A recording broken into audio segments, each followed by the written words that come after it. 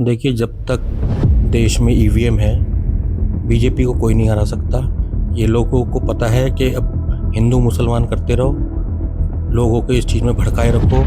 तो और ईवीएम का खेल इनको पता है, आखिरी में ईवीएम हमें जिता के ले आई और ईवीएम से जीत जाते हैं। इन्होंने राम के नाम पे वोट मांगी और जो हम सब ने देखा 2024 के इलेक्शनों में लोकसभा में, जो कि ये कहते थे 400 पार 400 पार, पब्लिक ने इनको दे के मारा। इलेक्शन कमीशन तो ऐसा लगता है कि जैसे इन्होंने बीजेपी का ही आदमी कमीशन बिठा रखा हो, बीजेपी के लोग बैठे हों, कोई बात ही नहीं करते।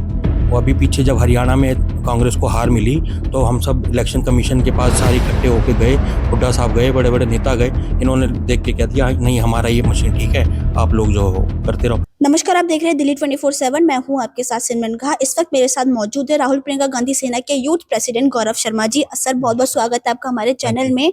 अभी हर जगह विधानसभा इलेक्शन हुए थे, महाराष्ट्र, हरियाणा, जम्मू कश्मीर, झारखंड। तो यहाँ पर अगर मैं हरियाणा महाराष्ट्र को लेकर चलूँ तो सब जानते थे, शुरुआत से ही ये आंकड़े बने हुए थे कि कांग्रेस आएगी सत्ता में, लेकिन ऑल सडन जिस हिसाब से बीजेपी पार्टी आई है, तो इस पर आपका क्या कहना है? देखिए, जब तक देश में ईवीएम है, बीजेपी को कोई नहीं हरा सकता। ये लोगों को पता है कि अब हिंदू मुसलमान करते रहो, लोगों को इस चीज़ में भड़काए रखो। तो और ईवीएम का खेल इनको पता है, आखिरी में ईवीएम हमें जिता के ले आई और ईवीएम से जीत जाते हैं।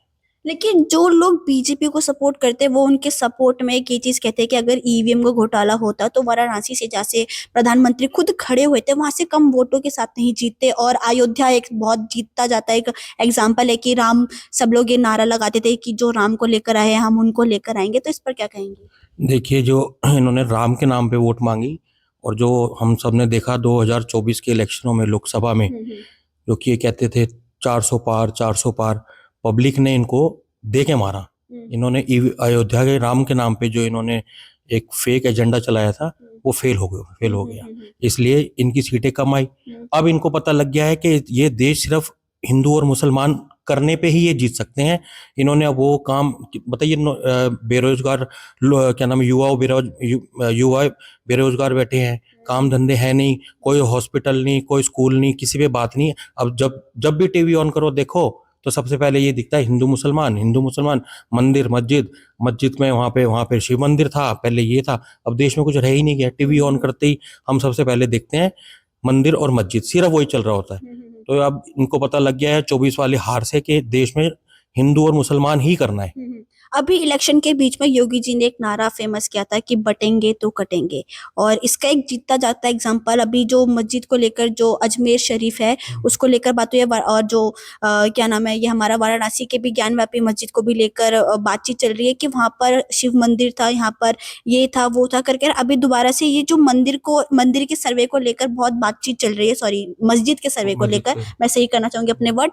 तो इस चीज पर फिर आप क्या कहेंगे कि जो योगी जी ने बटेंगे तो कटेंगे का जो इनका शुरुआत है वो यहाँ से हो चुका है? मुझे तो ये समझ नहीं आ रहा कि कहाँ कटेंगे और कौन कट रहा है।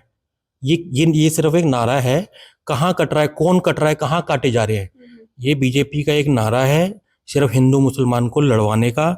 उसके अलावा कम मुझे तो आज तक पहले क्या यहाँ पे जो सरकार रही है, यूपीए की सरकार रही है, उसमें कौन कटा है और कौन बटा है बताइए? सब आराम से साथ रहते थे, काम धंधे थे, सब पढ़ाई पे, हॉस्पिटल और इन सब पे बात होती थी।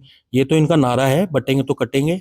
और आप सब, पूरा देश देख रहा है हरियाणा में कैसे इन्होंने ईवीएम को हैक करके, जहां तक कि हरियाणा के लोग आके बधाई दे रहे थे, बीजेपी के लोग आके बधाई दे रहे थे कि अब कांग्रेस सरकार बन गई। सुबह तक पहले कांग्रेस को ऊपर कर दिया, दोपहर में 2 घंटे ईवीएम हैक करके कांग्रेस बिल्कुल नीचे कर दी। तो ये इनका नारा है और कुछ नहीं है, पूरा देश जान चुका है ये सिर्फ बटेंगे और कटेंगे पे ही ये राजनीति कर रहे हैं।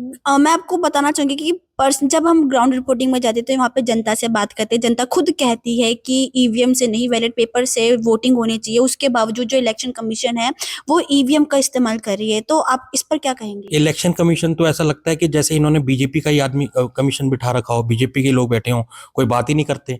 वो अभी पीछे जब हरियाणा में कांग्रेस को हार मिली तो हम सब इलेक्शन कमीशन के पास सारे इकट्ठे होके गए, हुड्डा साहब गए, बड़े बड़े नेता गए। इन्होंने देख के कह दिया नहीं, हमारा ये मशीन ठीक है, आप लोग जो हो करते रहो।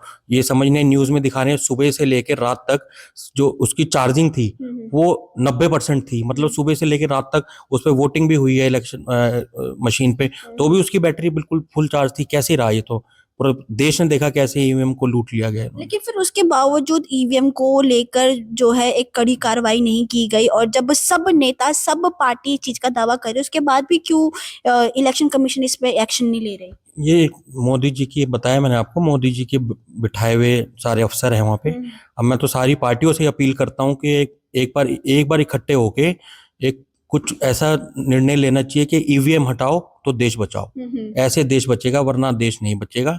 ये ईवीएम के सहारे से ही जीतते रहेंगे हर जगह। आपने महाराष्ट्र के इलेक्शन के टाइम पर एक चीज देखा होगा, एक बीजेपी के जनरल सेक्रेटरी थे महाराष्ट्र के, मैं नाम याद नहीं है, मैं नाम भूल चुकी हूँ, बट उनका एक वीडियो वायरल हुआ था जिसमें वो पैसे बांटते हुए दिख रहे थे एक होटल में, और ये वीडियो तेजी से हर जगह वायरल हुआ था। उसके बावजूद इलेक्शन कमीशन ने कुछ एक्शन नहीं लिया, इस पर क्या कहेंगे?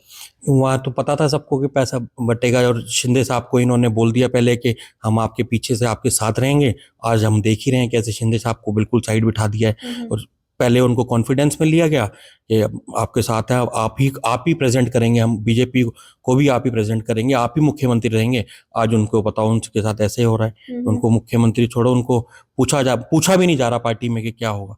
तो ये तो बटना था, पैसा भी बटना था वहाँ पे, ईवीएम सारी सेटिंग भी होनी थी। ये तो पहले से बीजेपी जानती थी, और हम भी पहले से ही मीडिया में बोल रहे थे ये सारी बातें, ये सब होगा, और वही हुआ। अभी दिल्ली की भी बात करते हैं, दिल्ली में विधानसभा चुनाव होंगे, तो आपको क्या लगता है कि ईवीएम को घोटाला देखने को मिल सकता है? बिल्कुल मिलेगा। अब तो साफ हो गया, न्यूज में आ रहा है कि कैसे ईवीएम घोटाला हो रहा है, कैसे ईवीएम हैक करा जा रहा है, कैसे ईवीएम कोई बात कमीशन सुन ही नहीं रहा। दिल्ली में भी होगा, और आगे आने वाली जगह हर जगह होगा। जहाँ पे बीजेपी को लगता होगा कि हम स्टेट में मजबूत होना चाहते हैं, वो हर जगह ईवीएम घोटाला होगा।